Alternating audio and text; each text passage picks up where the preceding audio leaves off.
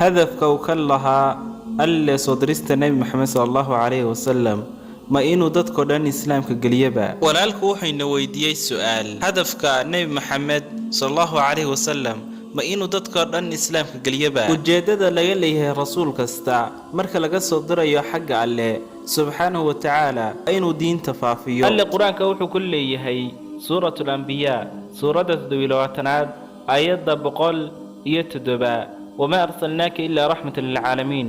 nebi maxamedow kuma aanan dirin mooyaane inaad dadka u tahay raxmad. alle si cad qur-aanka wuxuu ugu leeyahay suuratu saba suuradda 34aad aayadda 28 wamaa arsalnaaka ilaa kaafatan linnaasi bashiiran wanadiira. nebi maxamedow kuma aanan dirin mooyaane inaad dadkoo dhan u tahay mid u bashaaraynaya ugana digaya cadaabka alle. idan rasuul kasta wuxuu yimi si uu u guto risaalada islaamka. nebi maxamed sallallahu calayhi wasallam waa rasusha kii u dambeeyey, mana soo dirin carab oo keliya, waxaa loo soo diray dadkoo dhan. wuxuu u yimi si uu u gaarsiiyo risaalada dadkoo dhan. waxaan rajaynayaa inaan ka jawaabay su'aasha walaalkay.